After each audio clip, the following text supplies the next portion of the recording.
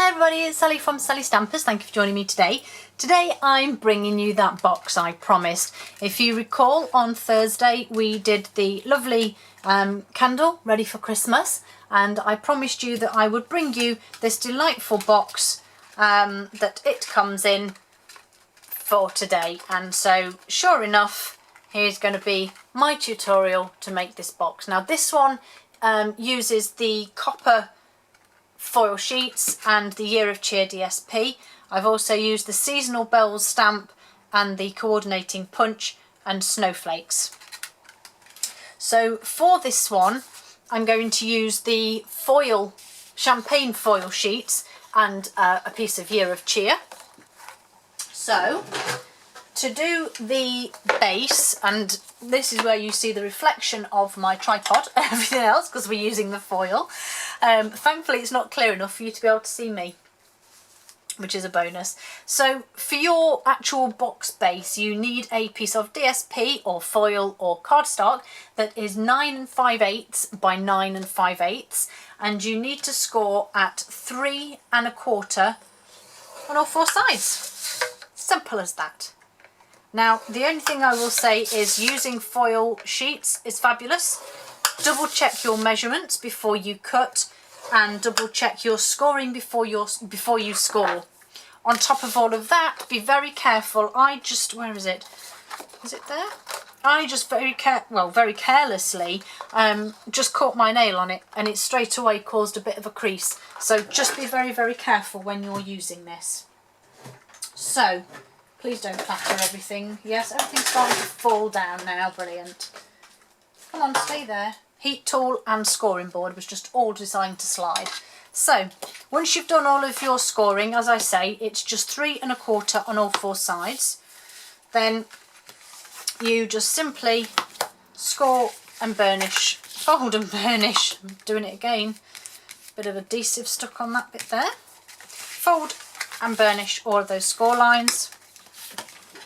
And then you just simply cut away. Look at this. It's because I did the candles and didn't clean properly, clearly. Let's give it a little polish. There we go. There's bits everywhere. Right, so you just need to cut away the four corners. Now just remember to take your time doing this because, as I said, the foil sheets won't give as easily as card or DSP, and it will be quite noticeable if you have a bit of a wonky cut, or you have you know, a bit of a dip or something. So just very gently cut down each one and just cut away those four corners. The good thing is that these pieces are actually big enough to reuse for something else, so they don't become a bit of a waste, which is good. And like I said, this is the champagne foil sheet that I'm using, but you can just as easily use the silver or the gold, or you could use just simple white cardstock. You could use any colour really, but I just thought I was going to be really posh and try and use the foil ones because I don't really use them that much and I do like them. So put those to one side, and that's simply it. That is your box base. And just give them a small fold just to reinforce, and then my crumb cake one, if you remember, that one sits inside. So we'll put that to one side while we do the lid. And like I said, this is the Year of Cheer DSP, and the lid is 5 1/8 by 5 1/8. This is all relative to my candle size, and you're simply, nearly, you're simply going to score at 1 inch, but remember to use your shim, because I nearly didn't then. It's a good job it was written on my notes. And you just score at 1 inch on all four sides with that shim. And the shim has to be the thickness of whatever your base is, otherwise it doesn't work. So there we go. So that's that. I can put that out of the way. And then, as you know, we fold and burnish all of the score lines. And I apologise for the lighting, it seems to be going very dusk very quickly now. which means that I have very limited time for filming, which is frustrating. So obviously now you just go along and cut the tabs with the 4 corners and cut little wedges out of those. So just going along doing all 4 corners, and obviously all the details and all the measurements will be on my blog. The link for that is just below, and as I always say when this video comes out to you, all of the products that I use are current. I don't use any retired products because that would be pointless. So I've done all of that. I'm now simply putting some fuse on my box lid. Remember to hold on to that tab when you're flicking because you don't want it to tear at this stage, as soon as this DSP is so beautiful. And then we just simply make our lid up, and we just tuck the pieces in.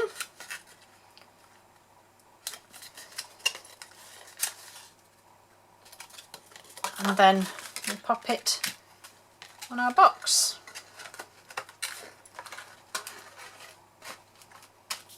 And there we go. Beautiful champagne foil with the champagne foil lid. So I'm just going to decorate it as I did this one. So first off, I'm going to grab one of the snowflakes, and I'm going to use a silver one. And then I need my seasonal bells and my seasonal bell punch. I have some more of the champagne here that I need to just punch 2 of the bells out of. I'm just going to move them off to the side a second because I just need to grab the bell that I used on the candle, and I'm going to use my champagne heat embossed powder, which simply is gold and silver in equal amounts mixed together. Now, one of my lovely friends told me that when she tried this, the colours actually separated. I can't explain why because it hasn't happened to me, so I'm afraid I can't answer that one. So I'm just going to stamp. As you see, I used my embossing buddy on one, and then I've used my Versamark just to stamp on there, and then just use my champagne powder to sprinkle on my bells. It's a good job that you don't need a great deal of this because, as I say, I didn't mix a massive amount of it. So there are those. Back to my heat gun. We'll see if it wants to play some music for you again today with its crazy... Oh yes, here we go. Yes, it's playing. It seems to only play up at certain times and I have no clue why. Doesn't make any sense to me. So I'm just going to heat up these candles. I do love this colour. I'm so pleased with how it came out because I think it looks lovely. So I'm just going to heat them both up.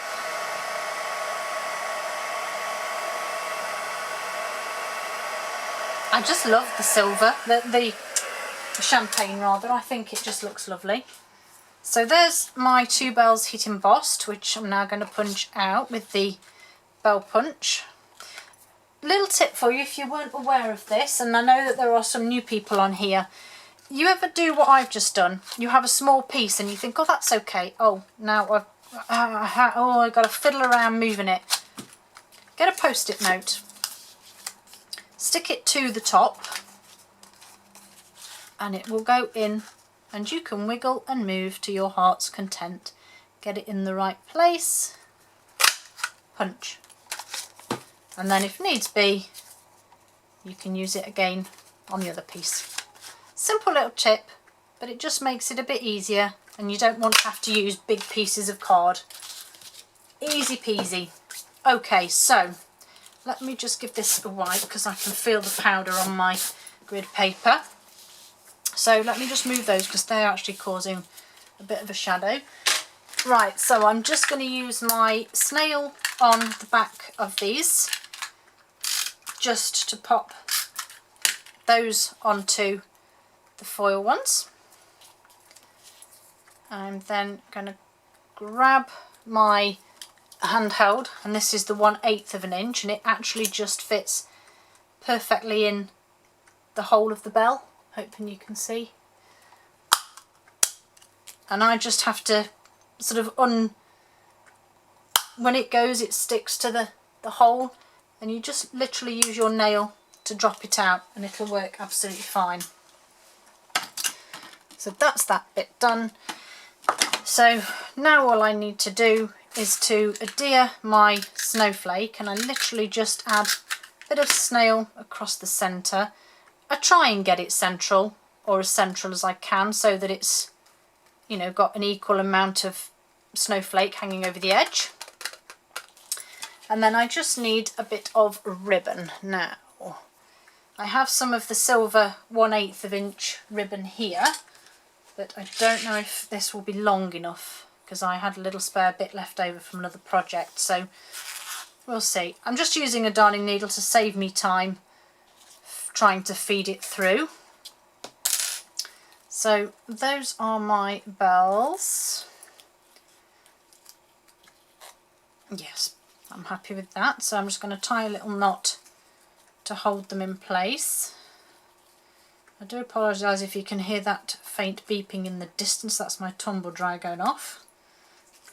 You know, us ladies and us mums always having to multitask. And then I'm just going to tie a bow. It's a little bit fiddly because of this bit of ribbon just being that fraction shorter than I would have liked. Oh my goodness, that's not worked, has it? Let's try again. I think it's because this ribbon is slightly more rigid than the one that I used on this one. So we'll just try again.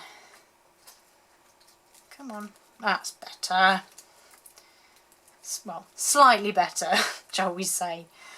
Right, let's pull those up, pull it tight. Yeah, that's not too bad, I guess. As you know, you can sit and fiddle with bows for hours and hours and hours. Right, so all I need to do now is just pop a couple of dimensionals onto the back of here, on the back of the bells. And then I'm going to take the backings off. And then once I'm happy with the placement of that and the bow, I'm just going to stick them on there. And obviously you can still fiddle with the bow once it's on. Maybe give that bit of trim. And there we go. Beautiful candles in beautiful boxes, perfect for a Christmas present. You could take them as a little thank you if somebody's doing you a meal for Christmas. I just think they would be a lovely little thank you gift. And you could even use them actually as a wedding gift, because obviously the seasonal bells has the option, wherever it is, for Mr. and Mrs. And this one says best wishes as the wedding bells ring. So you can use both, and that's the beauty of this set. Like I said, all the instructions will be on my blog, and all of the products that I've used will also be located there, and you can also purchase from the shop, and everything is below on the little arrow that gives you the description. Thank you for joining me, guys, and hope to see you all again soon. Bye!